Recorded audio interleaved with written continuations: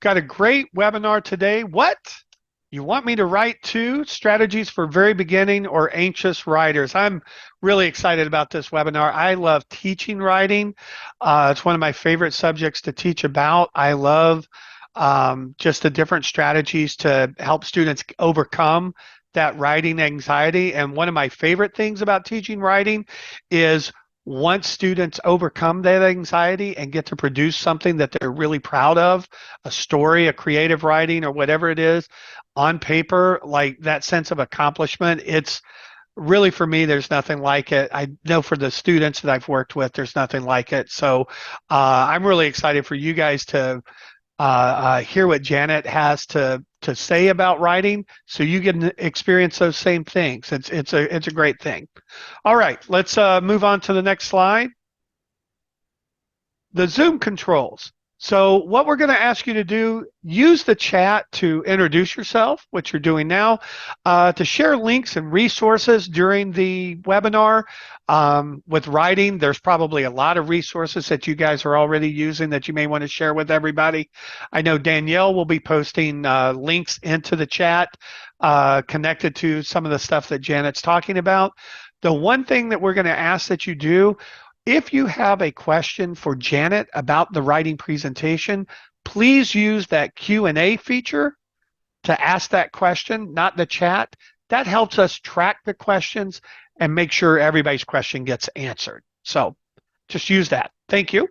Let's go on to the next slide. One of the questions that we always get is, are you recording and can we get a copy of the recording? The answers are yes and yes. So a couple of days after the webinar is over, Danielle's going to send you out a follow-up email.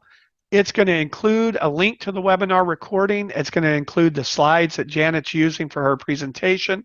Also going to include a summary sheet. And so that's going to be a nice thing that outlines the kind of key points of her presentation. It's a great resource to share with your colleagues at your literacy program. Also going to be transcripts of the chat, the Q&A, a certificate for attending, and then information about scholarships and pro literacy membership, which we'll talk more about in just a minute.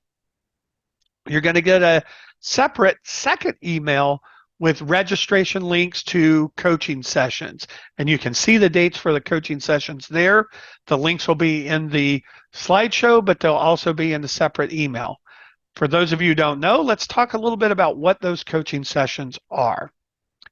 So the coaching sessions are kind of a key component to the Teacher Training Plus webinars.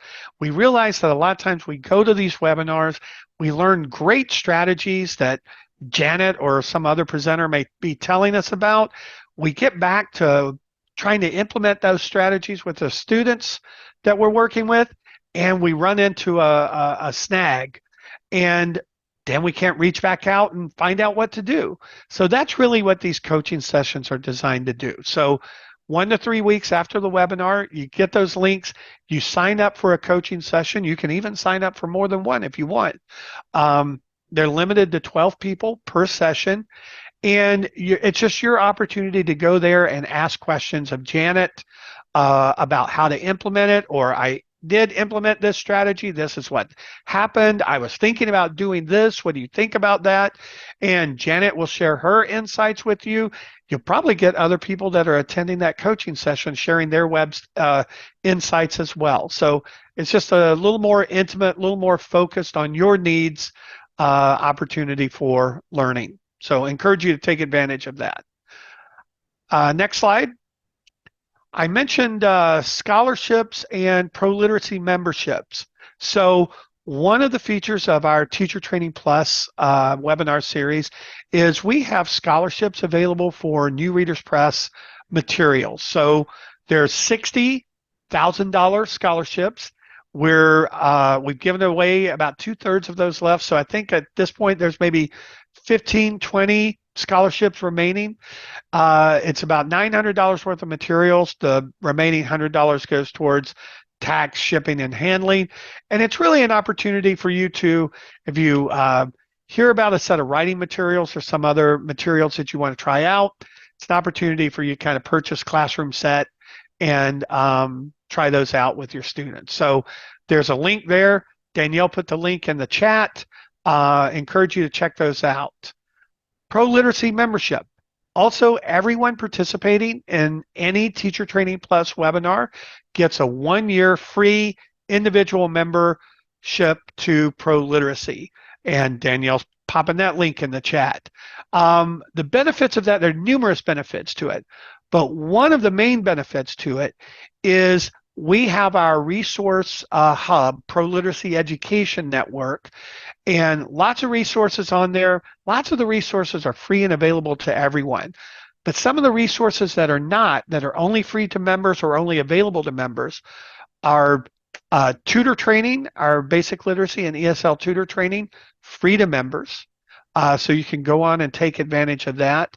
Also, our archives of Notebook, which is a member publication 3 times a year that has lesson plans and teaching strategies and stuff like that. Lots of great things in there about writing. You get access to that whole archive, which goes back, I think the first issue is like 2007, 2010. So lots of good things there. And I think that is all of my information. Janet, if you'll go to the next slide, I think this is where oh no, there's one more thing. We have a new resource, the Interactive Voting Guide for Adult Learners. Now, if you use News for You, you probably know that every 2 years we publish a PDF that's a voting guide that as part of your News for You subscription.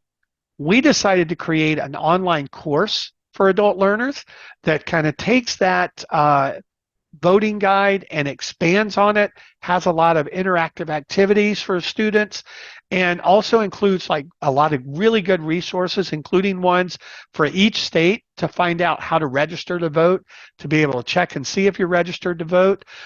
So a really great resource, especially with elections coming up in November. And Danielle put the link in the chat. So now I think it's time for me to turn things over to you, Janet.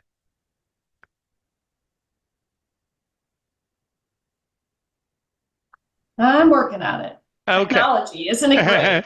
And there we go. All right. Hey, everybody. Welcome. I am so glad you're here. Here is, you can see on the screen a little information about me. I've been teaching low literacy ABE students for more than 24 years. ABE students, native English speakers, tutor training, training our tutors for over 20 years. I teach online, a multi-level classes.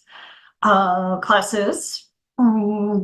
so we're going to be looking to have some fun today, because if there's no laughter, it's not fun. What are we doing today? So through the generous support of Dollar General, we get to have a session where we are going to, you're going to be able to walk away understanding reasons for writing anxiety. You're going to be able to start being able to identify some of those symptoms. There's a lot. You're going to learn at least, you're going to hear about more than 3, but you're going to hopefully remember at least 3 strategies to help get students over that writing hump. And then at the end of the coaching session, because you can't get everything in an hour, we are going to be exploring in the coaching session strategies for handling proofreading. Great, your student has written something, but how do you approach proofreading with your students? The coaching sessions are not a repeat of the webinar. It builds on the webinar. So for example, like I said, proofreading won't fit in this time slot. So that is something you will learn in the coaching session if you attend. And I'll point out other things that we'll be talking about in the coaching session. Remember, you're going to get a copy of this, so you don't have to do frantic writing. You may want to save links here and there, but there's also links in this document that you are looking at that you will get after the presentation. And we write all the time. If you think about it, we're always writing. And there's sometimes that you have to write something and it just it flows. And then there's other times that it just keeps getting pushed to the side of your desk because you just don't want to deal with it. So what is it? What's going on when that happens? When you see these two little symbols, our thinking Winnie the Pooh and the chat room symbol, that is when I'm going to want to get some information from you folks. And that pushing stuff off to the side and dreading working on it, that is actually one of the many symptoms of writing anxiety. So what I want you to put in the chat right now is what can cause someone to have writing anxiety. Are we just born with it? Or do things have to happen to get us so that we're anxious when we're writing? And why is it some things are more comfortable than others? Perfectionist tendencies, fear of embarrassment, worried about grammar, history of being shamed, lack of, oh my, you are hitting it. You are all hitting them. Criticized by former instruction or others, that dreaded spelling, just getting the ideas into words, all of those things can be reasons for our writing anxiety. So when you think about it, and somebody hit it on the head, any experience with the type of writing or any writing, just not, I don't know what to write about. Okay. I don't know what to do. That is for us who are more prolific writers. It's usually something that we dread writing is something that we don't do every day. For example, I hate writing letters of recommendation. I would much rather call people and sing somebody's praises. Dread writing it. That is a writing anxiety for me. Previous negative experience with writing. Okay, that criticized by somebody. The negative feelings about writing. I'm not a good writer. I hate writing. No one wants to hear what I have to say. My writing is messy. It doesn't look like everyone else's writing. I don't know how to spell. All those things come into that writing anxiety. And then top it off with, it could be just other stuff going on in our lives. And we know our students are a lot of them are just, they're bailing water as fast as they can. And they're so focused on outside stuff that the thought of taking some brain cells and write is just puts them over the edge. Many of these causes, when you get the slide deck, you'll see where I quoted from that. And the symptoms, you've felt these and you've seen these yourself. You've got that uneasy feeling, you're anxious, you're nervous, sweaty palms, racing heart. Those are more on the physical, a little bit of physical, the negative. Nobody wants to hear what I want to say. Being frozen when it comes time to write. Is your brain saying, no, you can't do it? Not being able to focus for writing. Sitting down to write, nothing comes out. Comparing yourself to other writers. avoiding feedback on the writing. Those are all symptoms of writing anxiety that we see from our students and from ourselves. We are not immune as teachers to writing anxiety. At least I'm not. So the very, very first thing we have to do is we need to validate our students' feelings. It is hard. It is scary. Acknowledge that. Give the students room to acknowledge it and express it. We got this poor guy who's got all the crumpled paper and sitting there like with the absolute look of dread. And then we also, once we validate our students, we have to remind them everything is hard before it's easy. We did not get up and just run across the room when we were little kids. We got up, we fell down, we got up, we fell down, we got up, we clutched a table, took 2 steps, fell down.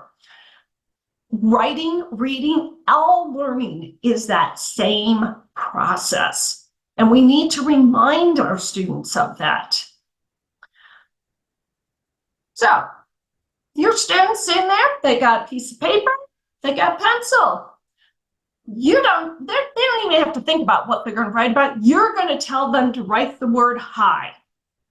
Okay, so put yourself in their shoes, and what steps do you have to go through in order to write the word hi on a piece of paper? And you're going to use the chat because we got the think button and the Winnie the Pooh button, and we got the chat room logo. So what steps, share in the chat, what steps do you have to go through to be able to just put down that word hi on paper?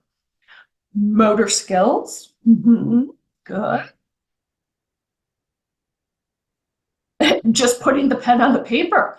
How is it spelled? What way does the paper go? Sounding out. Oh yeah. Just picking up the letter and forming the letters, spelling. Good. Good. You're right. I mean, and this is what we forget with our students is the first thing, just what do I want to say, which we told them to say hi. And then what word comes first, we told them that. We told them the word is hi. But then how do I spell it? How does what letters are in the word hi? And do I start writing the H at the top and go down, or do I start at the bottom and go up? And how far up do I put the hump for the H? And do I dot the I? And getting that coordination of the brain, the hand, the pencil, the paper, getting that all together. And having to do that for every letter and every word, that is a tiring task for our beginning readers. So how do we get them started? What's the first thing we can do to help them get started on this journey? We got to teach them to make sure that their sentences have swagger. Okay? Sentence swag starts with a capital letter, ends with punctuation. So they can check and say, does it start with a capital letter? Does it end with punctuation? Great time to talk about the fact that there's periods and question marks and exclamation points, and they mean all different kinds of things. Do we have a who or a what doing action? We need a who or what doing action in our sentence. Do we have an action word? Okay, action word is a verb. Some students grab it better by hearing action word. I like to remind my students that there's 3 levels of action. There is active, something you can look at someone, you can see what they're doing. You can see them running, you can see them jumping, talking, typing, reading. You can see just by looking what that action is. Then there's the quiet actions where you're looking at someone just sitting there and you're not sure Are they daydreaming? Are they thinking? Are they wondering? Are they loving something? You can't, those are things that happen more in the brain. Those are the quiet ones. And then I introduced the idea of really quiet verbs, to be and to have. A lot of students have trouble grasping the concept of to be and to have are actions. The fact you exist is an action. So great opportunity to talk about those levels of verbs. And then the last thing is, does it give a complete thought? Then if your student can say yes to all those, their sentence has swagger. So once they learn the swagger, here's the first exercise. And when I do the exercises, you're going to see where I mentioned I correlated it to reading level.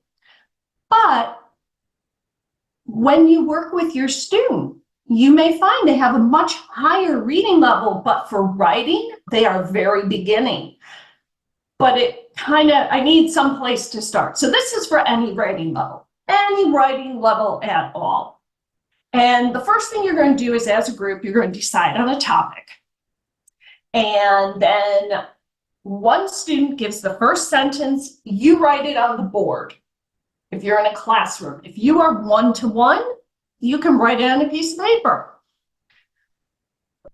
And then you keep going around the room so that each student can give a sentence to build this story. If you're one-on-one, alternate with your student. Your student gives a sentence, you give a sentence, and back and forth. And when it's all done, you can read the entire story. This is a great opportunity to talk about how a sentence doesn't necessarily end at the end of a line. Sometimes it continues on the next line, such as here for number 2, my sentence doesn't end here. It actually wraps around. Well, for very beginning writers and very beginning readers, that's a new concept for a lot of them.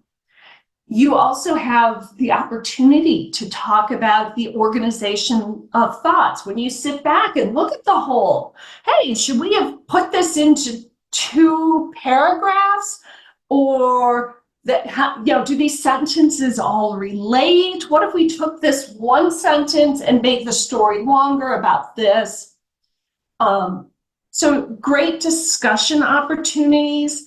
An easy way to modify it is either you or a student of your choice can just give a first sentence with no topic mentioned, and everybody has to build up on that.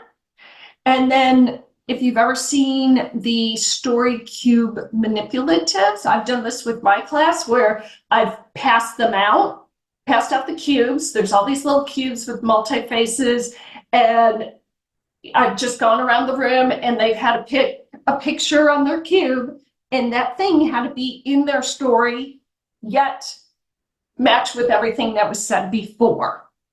So that's your first exercise you can do. Your second exercise you could do works with all your reading levels, and you're going to think of a sentence. Start short. And you're going to write one word of the sentence per piece of paper. So if your sentence is the rat is mad, that is 4 pieces of paper. And you're going to make sure the capital T for the, and the rat is mad. You're going to make sure you have a period after you're mad. And you give each student a word if you're in a group. If you are one-on-one, you mix them all up and your student has to work. And the students, if you're in a group or the one-on-one, they have to get their words in order. So you can have them stand up. That helps your people that need to move to learn. And so students stand up, holding their word so that it reads correctly. Okay. Um, if you're doing the small group activity, make sure you write or type very big. I also ignore commas. I don't do anything with commas. I just leave them out for this exercise.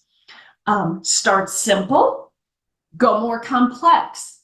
Can the words go in a different order but still make sense? So, for example, last night my cat and Tim sat on the mat, or last night Tim and my cat sat on the mat. Both of those make sense, but the words are in different orders. And if your students have got the hang of it, have them do it silently. Or if one student is taking charge and telling everyone where to go, have them do it silently. It is really great to see how the stronger students are, like, rather than just telling someone who's struggling, you stand here, they use pantomimes to motion, like, look, you have a capital T, you have to be at the front, or you've got a period, you've got to be at the end. And so they start helping each other and becoming teachers to each other. So those are some activities, 2 activities right off the bat you can do with your students. So I've given you that. What I want to know from you in the chat is, how do you think those 2 activities could possibly help with writing anxiety? I mean, that's what we're going for. We are going for writing anxiety and reducing it, more importantly. So let's see, looking through the group effort, no one alone, cooperative. Ask for output, group activity, self-focus, sharing experience, co-production, individual, make it physical and fun. Great, yes. Think about it. There was no actual writing involved. You did the writing, the students did 0 writing. Our first exercise, it focused on content creation. What do I want to say? Our second exercise focused on sentence swag. But nobody had to, like, actually write anything. Continuing on with our journey of exercises, the thing I need to remind you is, if you have questions, make sure those questions go in the Q&A, not the chat, because we're using the chat a lot today and Danielle will never find those questions. So make sure your questions go in the Q&A, and I will wrap up with answers as well as I can to all of your questions. Our next exercise. This exercise is great for your very, very, very, very beginning readers. I would be very hesitant, but I do have a modification you can do for it. Use magnetic poetry to make sentences. And you can just lay them out on the table. I like the kids' version of magnetic poetry because the word tiles, the magnet tiles are bigger, the words are printed bigger, and they tend to be smaller words. And there will be linked to one version of magnetic poetry. Any of these manipulatives, you're going to get links to, so you can see what I'm talking about. If you have very, very, very beginning readers, you can use picture cards to make sentences. So, like, a lot of those letter cards, or if somebody's, ESL or ESOL cards where there's a picture to learn the word, well, put those picture cards down. And that way we're not worried about the reading. We're worried, can we make our pictures turn into a sentence? Continuing on, we're going to have everybody, they can write their sentences on a whiteboard. You know, you can buy these little whiteboards that are like 8 by 10 or so. If you don't want to carry around a bunch of whiteboards, take a plastic sheet protector, stick a blank piece of paper, white paper in it, and a dry erase marker. Just test your marker first, because sometimes when you erase it, it smears all over the plastic sheet protector. Also, the whiteboards and the plastic erasers, the plastic sheet with the paper in it, the markers are bigger, so sometimes they're easier for students to be able to hold on to. Now, I talked about everything except for the word tiles. Word tiles are non-magnetic poetry. So when you get this slide deck live, like it's emailed to you, these are all hyperlinks to those documents or to those items. I'm not recommending you buy them from any one particular place. They're just a description of where you can go.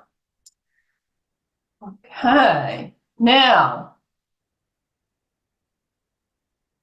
how did this help? How did those exercises using the magnetic tiles, the word tiles, the whiteboard, how did those activities help with writing anxiety? Time for the chat. Courage. Easily manipulate the order of the words. Mood. Oh yeah, it's a game base. It's not a scary one, it's a game. Exactly. Low pressure, words provided, more confidence. Yeah, less scary. And if you think about it, they all erase. There's no proof. Nothing exists afterwards. Wipe it off, and there is no proof of any misspellings, messy handwriting, words out of order.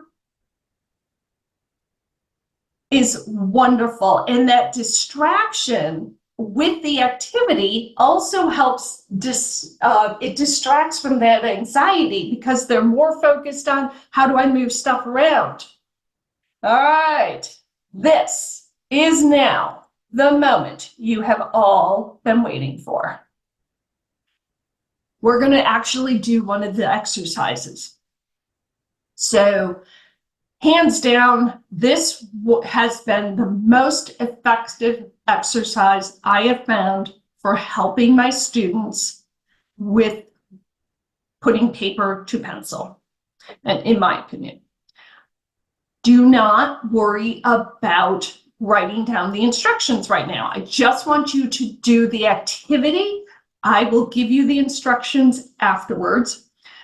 Don't start with this exercise, though. If you've got an anxious writers, start at exercise 1. We're now at exercise 5.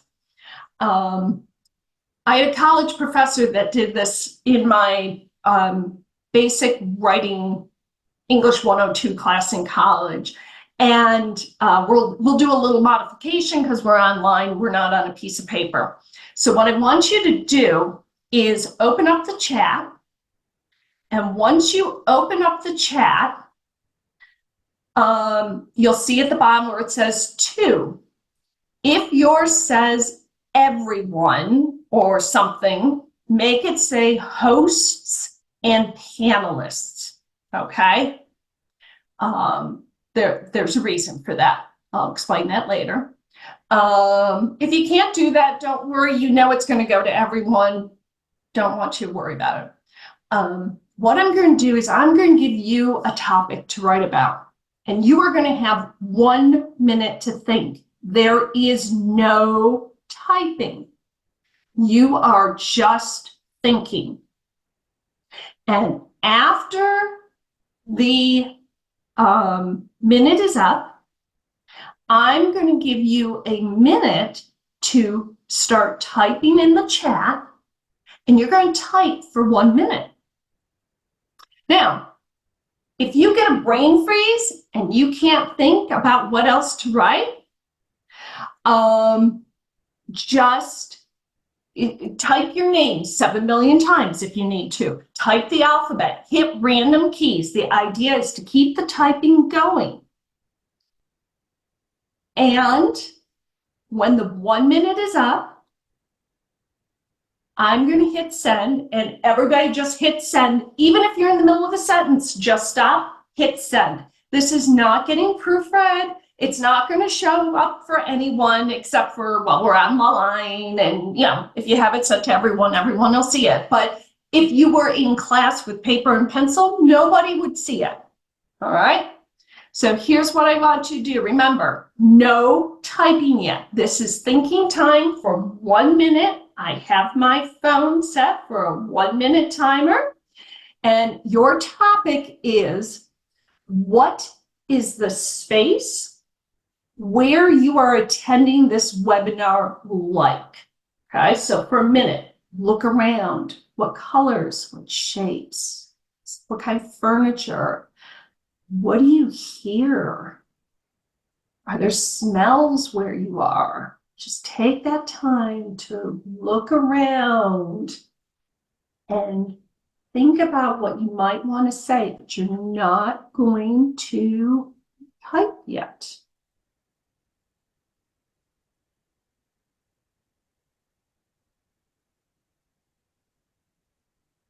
Still thinking. Remember, you're going to go, not yet, but when I say to, you're going to start telling us in the chat what your space is like where you are taking this webinar.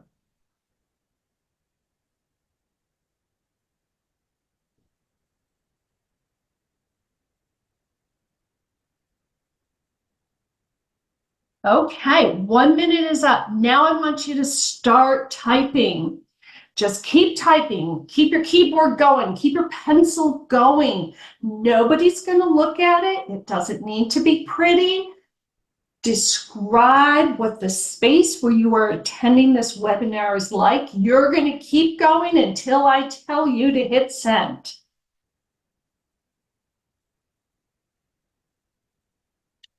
If you can't spell a word, just do the best you can. Keep going.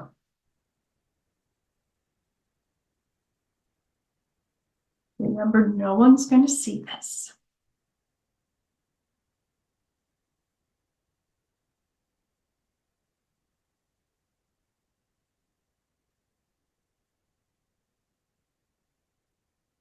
So you still are typing. You're not hitting send yet. No send yet. Keep going. Keep going. Keep going. Hit send, everybody.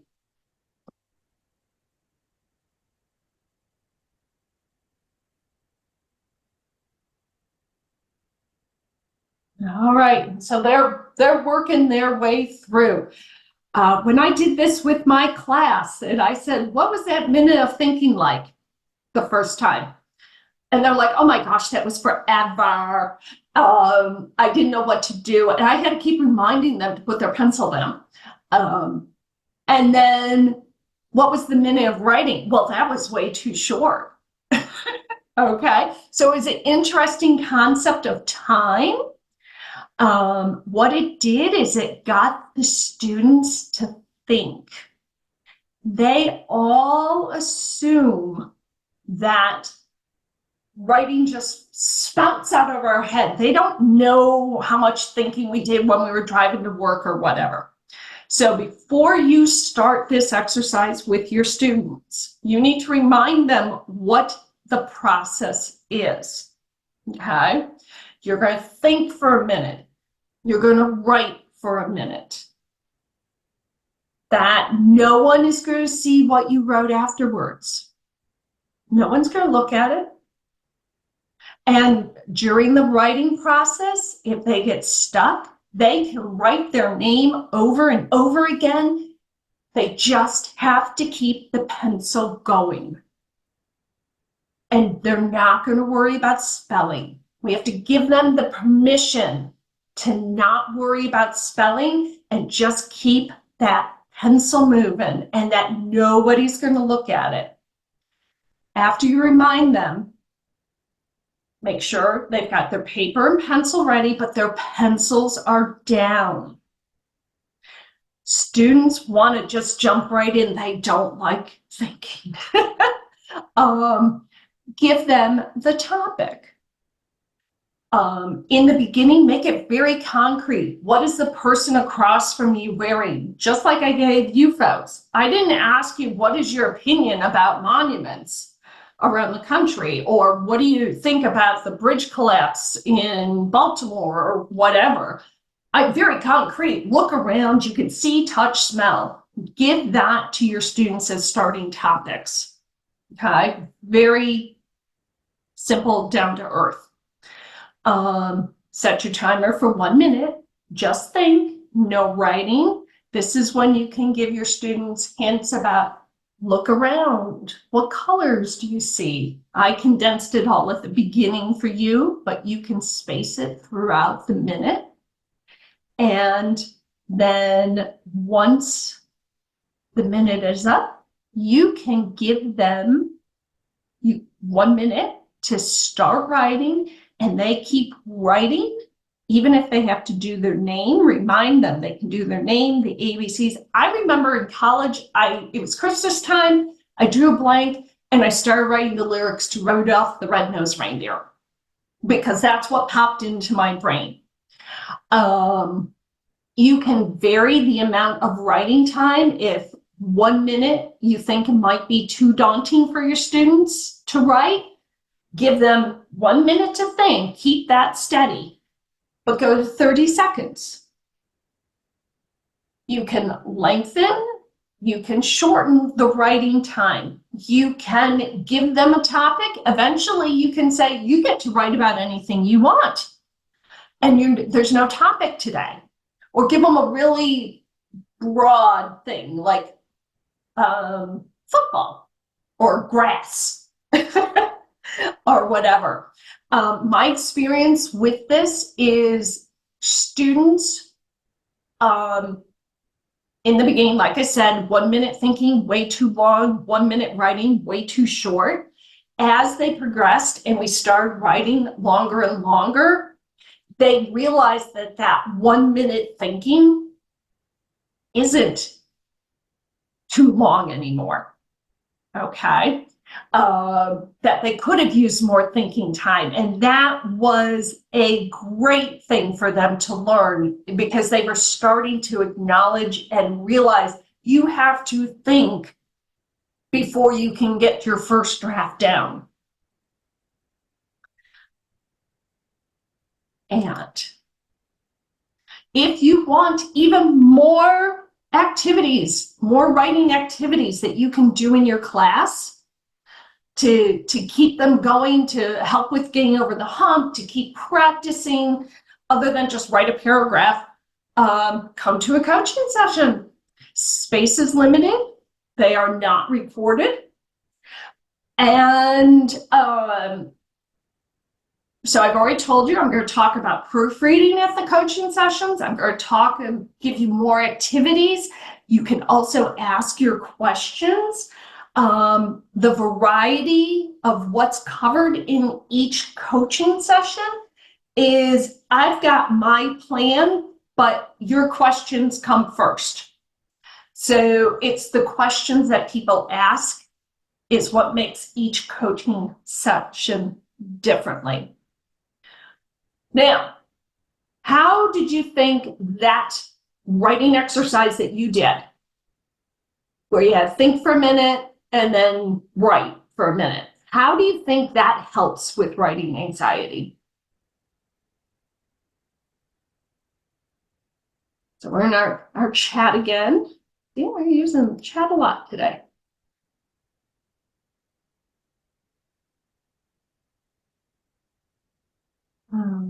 Vocab call. Limited time, it releases stress, gives them to think first, time to get their thoughts together. and all those, and there's no judgment. I don't even make my students show it to a tutor. As long as I see their pencil moving when I was in person, I was a happy camper. And now I do let my students, like we have a student newspaper and comes out twice a year, so they can take these and go back later and look and see, oh, well, this was a fun start. I want to expand that. And then, yes, it might get proofread, but other than that, I don't even ask them to read them out loud. It is their space, their stuff. So we've had all these exercises that we've been doing. And by now, you're getting the hang of what the steps of writing are all about. Think about it. Step one of writing is think. Who is your audience? Who is going to be reading this? Who or what topic do you want to tell? What do you want to share with that audience? And specifically, what about that topic do you want to share? We talk differently when we're hanging with our friends versus when we're talking with our boss versus, meeting a congressperson or whatever.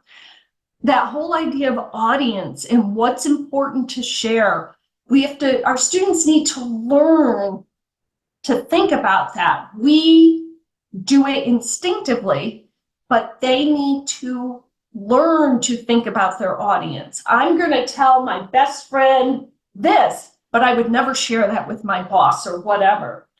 On that line, I like to tell my students that we speak informally every day. We drop word endings, we do incomplete sentences all over the place. We mix our, we was, gone to the mall. We do that when we're speaking all the time. But when we write formally, which is where that audience comes in. Okay? Even if it's your best friend, unless you're texting, the bane of writing, we want to write formally. We want, after they do their thinking, have them jot down a list of ideas. Now, my students at this point, they want to start writing full sentences. We don't want full sentences. We want single words. Spaghetti, garlic, messy, meatballs. I'm going to be talking about my favorite meal. Single words so that as the student is writing, if they get stuck, they can look at their ideas that they wanted to talk about to make sure that they got them all in. And also, while they're single words, it's easier to kind of organize the thoughts. Well, I should probably talk about what I'm going to eat before I talk about how messy it is. They write their first draft and then they proofread. And students think that we write perfectly the first time. They are not used to seeing this continual do loop of draft, proofread, draft, proofread, draft, proofread. And I also like to remind my students, if something is really super important, let it sit. After what you think is your final proofread, let it sit for a day. And then the next day, look at it one more time with fresh eyes. We're going to share two graphic organizers. One of them is a character map, and you will be getting links to this, have no fear. One of them is a character map. So say somebody wants to invent a story or is reading a book and they're trying to, this can be used for writing or reading comprehension actually, But, what does your character look like? What's their life like? How do they feel? Things like that. This one here, with all the pretty colors, is it's set up for a 5-paragraph essay, but you can make it for any length. So first paragraph is your main idea, and then here's where they have to support the main idea.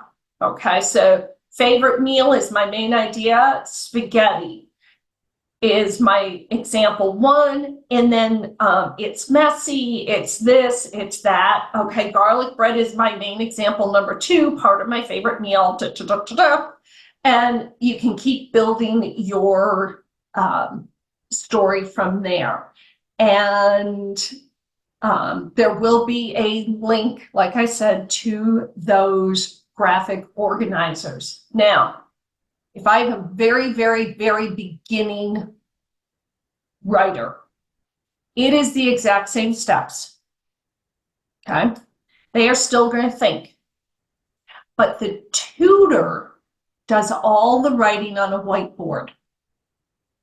So the tutor will jot the list down of them as the student is talking.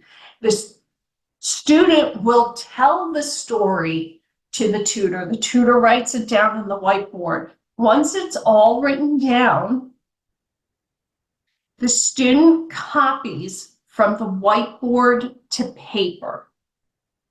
So when you have a tutor doing the writing, make sure they are not somebody who writes in all capital letters or writes like a doctor. We need our students to be able to read the handwriting.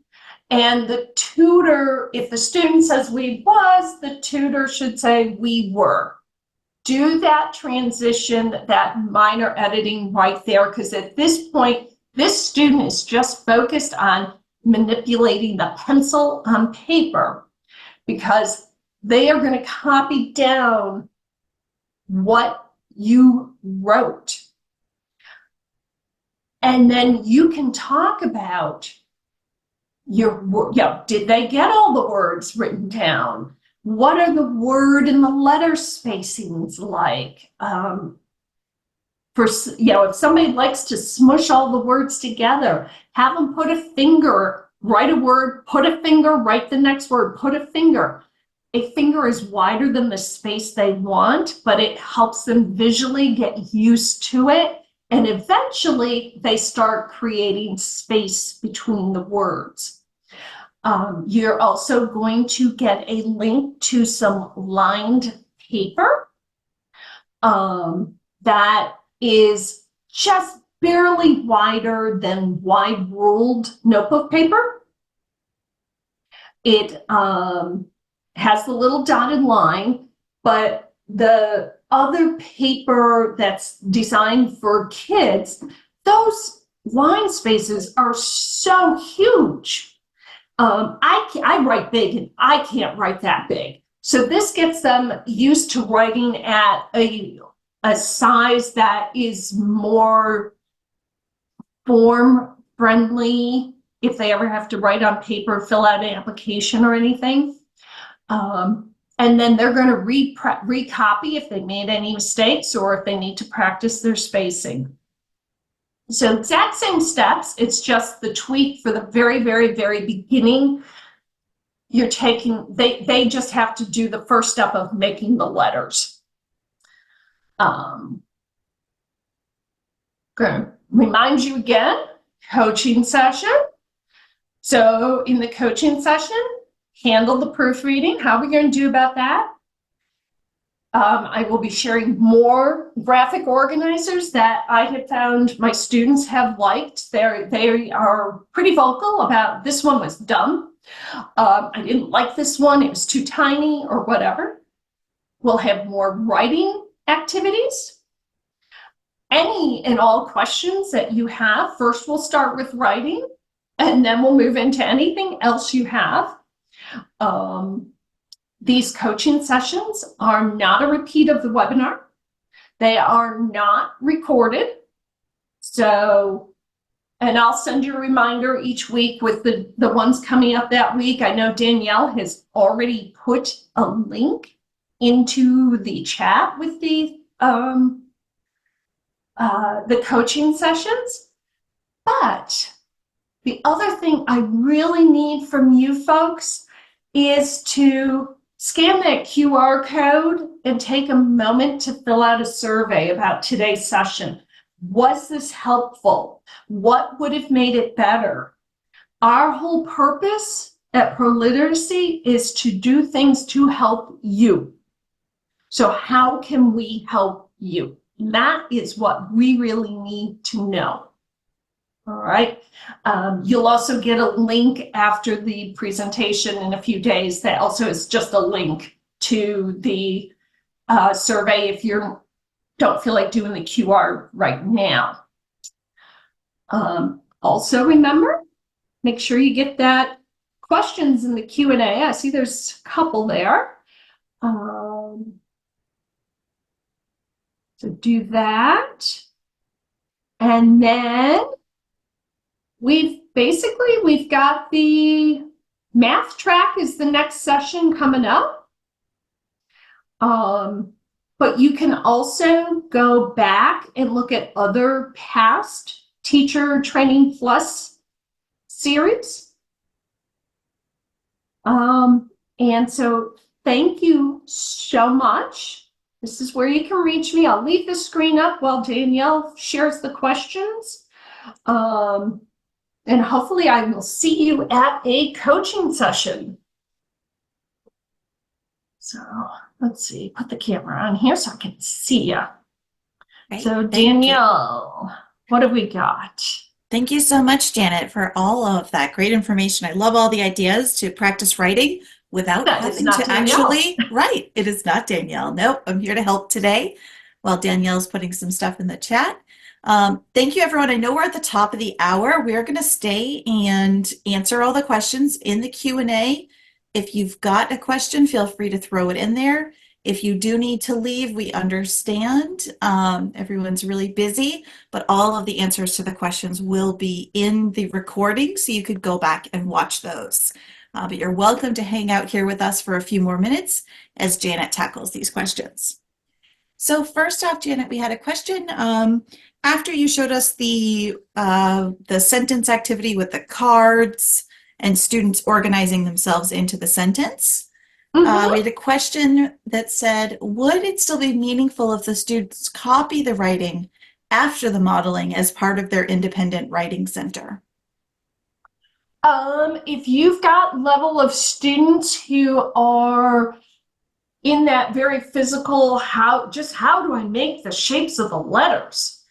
That would be a great activity, although keep in mind at that point, you're getting a little more permanent, because when you're doing that exercise where you're just standing in order, it erases. There's no permanence. So that's part of what makes it anxiety free, because it's not permanent. So if you do want to do the writing, have them do it on a whiteboard just to keep that same non-permanence going. Yeah, that's a great idea. Paying attention to your learners and exactly where their anxiety level is. Great. One more question. I have adult learners who are able to read but not able to write. How can I help them write without much struggle? I know you showed some great examples of this already, but do you have anything more you want to add? Right. When you say not able to write, is that because they just never learned how to make the letter shapes? Or is it the anxiety that is going over them? If it's the anxiety, you start the big exercise 1, and we'll be talking in the coaching sessions about a lot of modifications that you can do that are still stress-free and just give you some variety, and maybe it'll click with one student and not another type deal. If they just never learned how to make the letter shapes, unfortunately, that is just grunt practicing. That's where the letter writing has come in handy. I've actually gone and like made an A with little arrows that show them what order to draw the lines, and then they can practice writing their A's after it. But that's really the only way around the whole physical learning. Yeah. And that's a great point you made too. And I think that goes to, the last activity you showed about just getting people to put words or letters on the paper, because sometimes it is the anxiety that's preventing people from doing that. So lots of ideas. Hopefully, whoever asked that question will come to a coaching session and can dive into that a little deeper with you. Any final questions that anyone wants to throw in the Q&A? We'll stay for another minute or two just to make sure. Oh, a great question. What is the role of phonics in writing? Phonics. I knew you'd love this question, Janet. I love phonics. So obviously when they are doing the exercise 5 that I had you do, actually all exercises 1 through 5. So there's no paper on pen yet, where it's going to be judged. I just want them writing, okay? As a separate part of class, I would use phonics more as a spelling exercise as opposed to a writing exercise. And that's because one of the students' complaint is I can't spell. And so, hey, let's practice our spelling. We're going to spell the word family at. And then they can break out and start using their phonics to figure out how to spell bat, cat, rat, mat, sat, lat, use nonsense words, the whole thing. And that's a skill that's part of writing, if that makes sense. So that's where I would involve the phonics. And then during the proofreading, I would involve the phonics at that point. When they're doing their first draft, they just need to get all the stuff in their brain out on paper. That's what that first draft is to get all that great information and knowledge out on paper. Who cares how ugly it is? In 24 years, I have had 2 people that I could not figure out what they wanted to say. So usually you can figure out what your student is trying to say, even if they're missing half the words, especially if you give them a topic. So that's my suggestion for phonics. Keep it as a separate activity. Great. And I did put a link into the chat as well about that last webinar you did about phonics. That may be helpful for some people. Let's see. A question about the coaching sessions. Could you repeat the information about the coaching sessions? I don't know if you want to go back to that slide real quick. Yes, I can. So here's what we're going to be doing. Coaching sessions are not a repeat of this webinar. You will not hear the same stuff unless somebody says, I didn't understand the steps of writing, or I didn't understand that exercise you had us do. Can you talk about that again? Then you might hear it repeated, but it's not a repeat of the whole session. I'm going to go over, great, your student's written something, but how do you handle proofreading so as to not demoralize them? Remember, past criticism is an indication, it's one of the reasons our students have anxiety. So how do we go gently? How much do we proofread? I will have different graphic organizers I can show you. I've got more writing activities that we can talk about. If you try one of these or more of these exercises and you see something and it's like, did you see this when you did with your students? We can talk about that. And then it just opens up after that to anything in the world related to teaching ABE students that you want to talk about. Great. Hopefully people take advantage and are able to tap into your wealth of knowledge and resources we're willing to share in the coaching sessions. I always enjoy the coaching sessions, so they're a great opportunity. Just one last question that we have in the Q&A, and I will take this one. before I'm you glad close you us will. out. So Pro Literacy is a program itself. Is there a website that has tips and tricks and more available information for instructors? Yes, we have tons and tons of information at Pro Literacy to help instructors no matter what they're teaching. We have more information available on our website, which I'll put into the chat. I will also put my email address. And so if you have any other questions about Pro Literacy in general, feel free to reach out. We're always happy to connect with people and provide links and resources that can be beneficial to you and your students.